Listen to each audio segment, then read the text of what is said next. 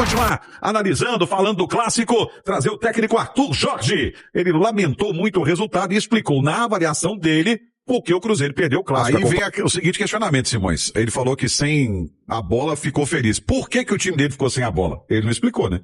O Romano, e é interessante assim, né? Ele fala aí, o adversário fez 2 gols em transições, né?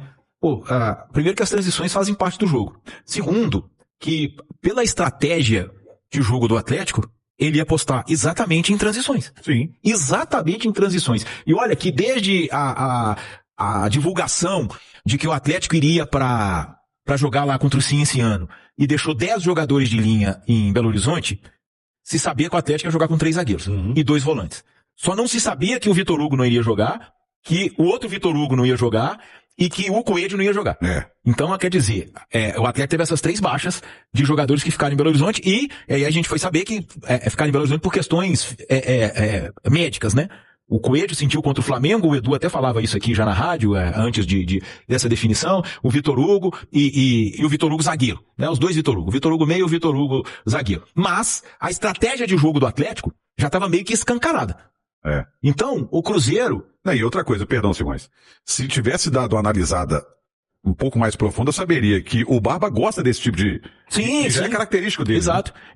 Então, quer dizer, ele não foi pego de surpresa. Não foi pego de surpresa de forma alguma. Ele sabia que o Atlético ia apostar nessas transições. Ele não sabia quem iria jogar e pelo menos 2 jogadores importantíssimos ficaram de fora. Sim. O Vitor Hugo hoje é mais importante do que o Bernard.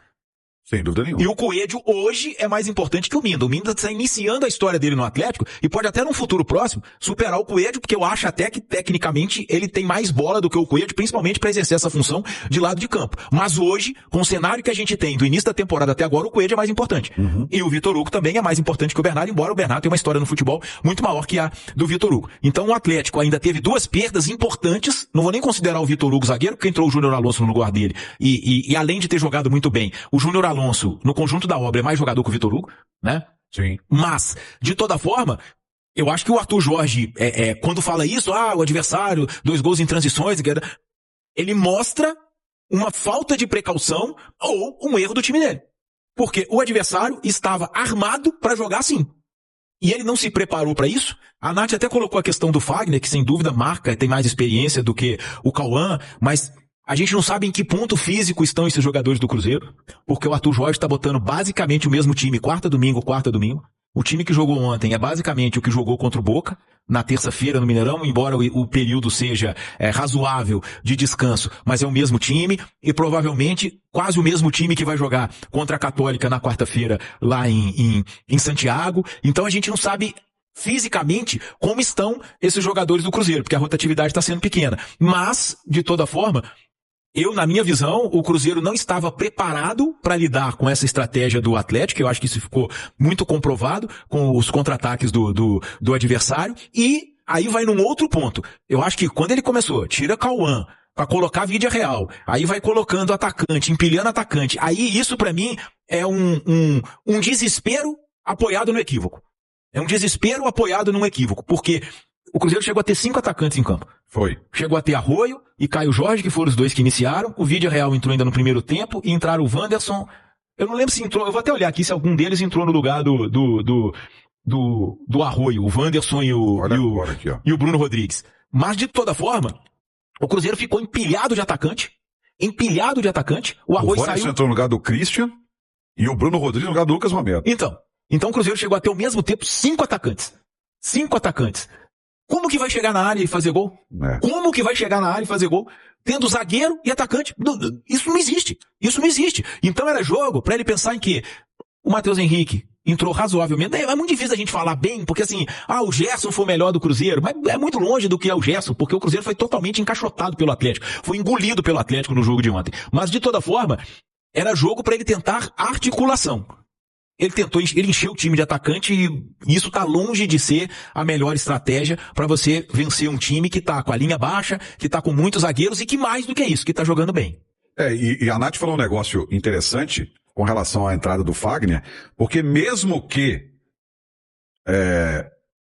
se a gente parar para analisar, Ele colocou, o Atlético não tem um Coelho, vai o Cauã. Mas se tal Coelho, seria fundamental ter um Fagner ali, porque o Coelho joga naquela posição, naquela faixa de campo, e é até então o jogador o atacante mais efetivo do Atlético. Vamos trazer ainda o Arthur Jorge, porque ele falou sobre a importância do controle emocional para reagir o quanto antes, sabendo que não há tempo a perder após a derrota, já tem decisão da Libertadores na O sequência. Cruzeiro voltando a ficar muito perto da zona de rebaixamento na Série A do Brasileiro e em termos de Campeonato Brasileiro vai enfrentar no outro sábado a equipe do Bahia. Só que agora o foco é a Copa Libertadores da América e o Cruzeiro vai encarar a equipe da Católica que empatou neste domingo com a Universidade Concepción pela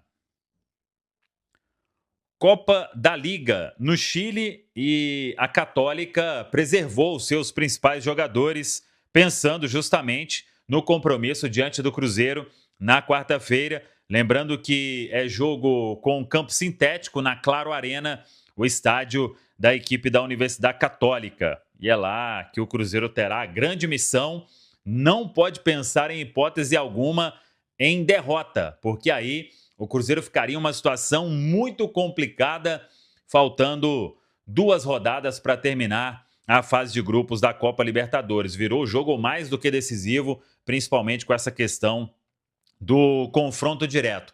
O Cruzeiro treina nesta segunda-feira pela manhã e à tarde já viaja para o Chile. Na terça-feira vai fechar a preparação em Santiago e na quarta joga diante da equipe da Católica. Lembrando que esse jogo será 11 horas da noite no horário do Brasil, 10 horas da noite no horário do Chile, 1 hora a menos em Santiago, e o Cruzeiro então tendo esse desafio importante diante da equipe da Católica. Não tem nenhum problema de suspensão para este compromisso, e aí o técnico Arthur Jorge, se quiser, pode manter aí o time que vem atuando, a base que vem atuando. Fica a dúvida se ele retorna com o Fagner. O Cauã Moraes foi o escolhido para ser o titular no Clássico, não teve uma noite feliz, assim como a maioria dos jogadores, e o Cruzeiro acabou sendo derrotado. Então vamos aguardar.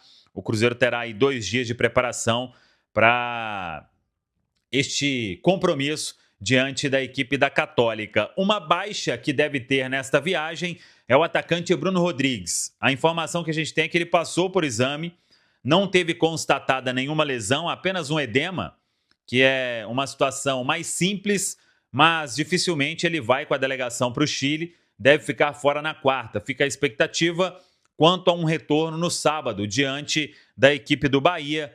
Vamos aguardar então essa situação, mas repito, pouco provável que o Bruno tenha condição de viajar para esse jogo diante da equipe da Católica. O Cruzeiro que joga com a Católica fora de casa, depois na quinta rodada enfrenta o Boca Juniors também fora de casa e na última rodada recebe a equipe do Barcelona de Guayaquil. Aí tem que ver como o Cruzeiro vai chegar. Se empatar diante da Católica, no critério de desempate, o Cruzeiro ainda vai ficar atrás do time chileno. O Boca joga no Equador, diante da equipe do Barcelona. Dependendo, se empatar diante da Católica, o Cruzeiro ainda precisaria de pontuar contra o Boca em Buenos Aires, além, claro, de vencer na última rodada o duelo diante da equipe do Barcelona. A vitória diante da Católica é um passo gigantesco para o Cruzeiro se classificar para a próxima fase da Copa Libertadores da América. Preciso contar que Pedrinho BH injetou 269 milhões de reais no Cruzeiro para evitar que as coisas ficassem ainda mais complicadas do ponto de vista financeiro na temporada passada na Raposa. Para explicar em detalhes essa história, o Cruzeiro terminou a temporada de 2025 com um prejuízo de 115 milhões de reais. Isso tem muito a ver com um aumento nos gastos do departamento de futebol. Somente com contratações foram 364 milhões de reais. Para cobrir os rombos causados por tanto dinheiro investido, o principal acionista do Cruzeiro precisou injetar 269 milhões de reais na SAF. Parte dessa grana no aporte, a outra parte em empréstimo.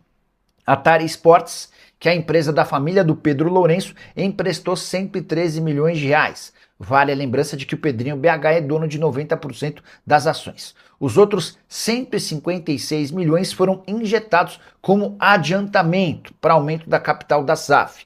Essas medidas permitiram que o Cruzeiro terminasse a temporada com um caixa negativo em apenas 6 milhões de reais. Não fosse isso, e as cifras seriam ainda mais assustadoras. Nicola, o que você quer dizer com tudo isso?